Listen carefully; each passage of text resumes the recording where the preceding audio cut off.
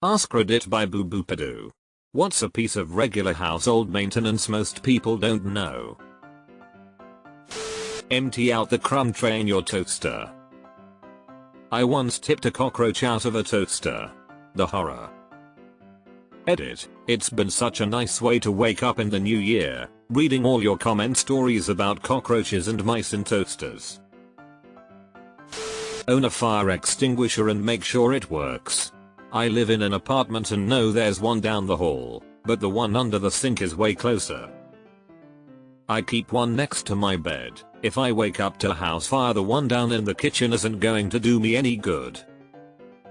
When I was a kid, my house burned to the ground in the middle of the night. We had to run through the flames to escape. I'm also a big fan of a rope tied to the leg of your bed if you're on the second plus floor. We had to run through the flames because our only window for escape was 30 off the ground to concrete. With a bedroom fire extinguisher, we could have at least made a temporary hole in the fire by putting out part of the wall and couch area we had to run through, or maybe the floor to make running easier. Anyway, bedroom extinguisher. Just tightening screws all over your house. Tables, chairs, oven door, ceiling fans, handles, doorknobs. If it has screws and moves, it needs tightened. I do it about once a year and I'm always surprised by how many things are not tight anymore. Edit. For the love of God, I get it. Blue Loctite. This is good advice. My newish table has gotten wobbly and I forgot there's a dead simple solution. Cleaning the filters of any kind. Your stove exhaust fan. Ours is built into the underside of the microwave, likely has metal filters. These you can remove and wash in the sink. The first time we did it in 20 years, it was dripping with yellow oil residue. Shocked how many people don't empty the lint trap in a tumble dryer. That shit can ignite. Even if it doesn't catch fire, it stops the dryer from working well. You'd think that'd be the first thing to make people check it. The dishwasher has a debris trap that needs to be cleaned as part of regular maintenance. Also, clean your dryer vents, not just the trap. I just found my dishwasher debris trap, 8 years after buying the dishwasher. I expected it to be disgusting. There was nothing in it except part of a sticker that had come off the bottom of a glass. IDK what everyone else is putting in their dishwasher, but I feel like if 8 years pass without issue, I don't need to clean it regularly. Vacuum out the condenser coils under behind your refrigerator. They get clogged with dust and pet hair. Mine are under the fridge and impossible to reach with my vacuum crevice too. I've bought brushes and other things, but the coils never seem to get clean. I feel like my refrigerator isn't running efficiently. This is a really depressing amount of maintenance I've apparently been slacking on. Time to burn the house down for the insurance money and go back to the apartment. You really think your landlord was doing all this when you lived in apartments? Your dishwasher has a filter. Clean it out now and then. New ones do. Older ones had grinder pumps that would work like garbage disposals. Nah, indestructible. I really do like my new dishwasher. It does a better job. But man, this filter clogs up pretty easily. Clear your washing machine. Lint out of dryer. Scrub your sink including the tap and the plug. Clean your jug kettle. Clean the extractor fan, kitchen and bathroom. Cleaning the washing machine is relatively easy but makes such a difference, especially if you hang dry. I found a second, completely unhidden but also unknown to me, filter in my Shark Vac 2 days ago. 5 years of dust in it. I couldn't even tell what the filter was made of until I rinsed a ½ inch of dirt off it. Oops. If it wasn't you, it was somebody else that discovered it because of a thread I was in talking about my Shark vacuum. Person was like, a second filter? Technically there are 3 filters, if the Shark vacuums are all mostly similar. Puffy one, the thin one below the puffy one, and then the heaper one encased in a plastic exoskeleton. Occasionally exercise the individual water shut off on all of the supply lines. Hot and cold on the sinks, toilet supply. The time to find out they are seized or won't seal is not when you have a broken water line or fixture. It may already be too late for some really old valves, which can then leak or break, for your information. Be sure to only do this while the hardware store is open or you can get a plumber out. Not fun on a Sunday when a valve doesn't seal. You need to periodically wash the walls and ceiling. Wipe them down. Get the doors and baseboards. Wipe off the molding and the window trim.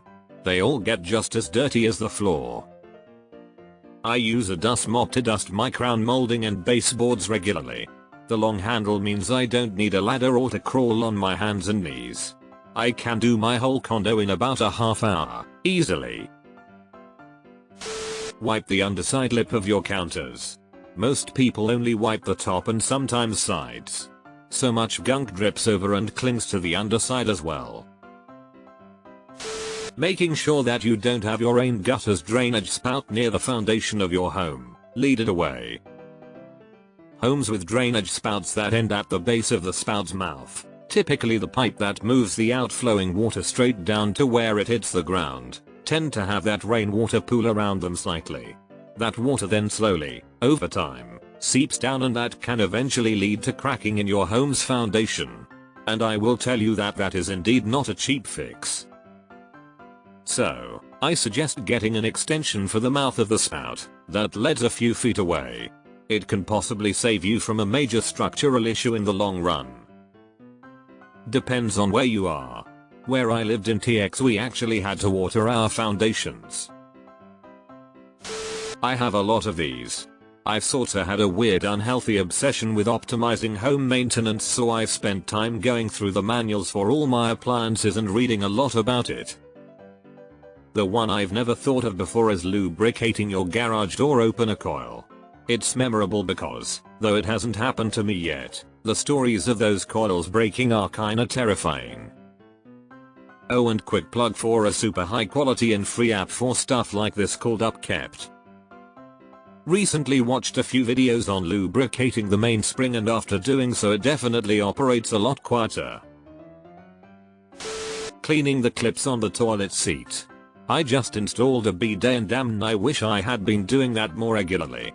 Take your toilet seat off and clean. Many moons ago I learned the phrase toilet butter from the exact same response to the exact same question. I clean under the plastic caps now, too. Unscrew the aerator on your faucets and clean them at least once a year. Clean the heads of the shower and kitchen sink faucets too. Washing machine filter. Most people remember dryer lint traps but neglect the washing machine until it literally won't drain, and that is super annoying. Edit. Apparently this is a most front loaders thing. Ignore if you're a top loader person, sorry for confusion. Grew up in Australian drought and have seen about 2 top loaders in my entire life. How do I find out more about this? We have a newer top loader and I don't remember reading anything in the manual about a filter. It just flashes self-clean every so often and we know to run a cleaning cycle. I usually throw some vinegar or baking soda in before I start this cycle but never thought about cleaning more extensively. Everything needs cleaned. Everything including walls, ceilings, undersinks, light fixtures, vents, and the space around the water heater. Good housekeeping keeps shit from breaking down as quickly, and saves you a buttload of money in the long run. It also helps you monitor issues. You will notice every wobbly hinge and weird patch in your home. How do you clean popcorn ceilings? There are some cobwebs up there that I tried to reach with a swiffer, but it started to get stuck to the popcorn so I stopped. You have an outside AC unit? Pull the fuse to the unit. Carefully unscrew and open the top. And wash the inside fins with a water hose. Don't bend the fins.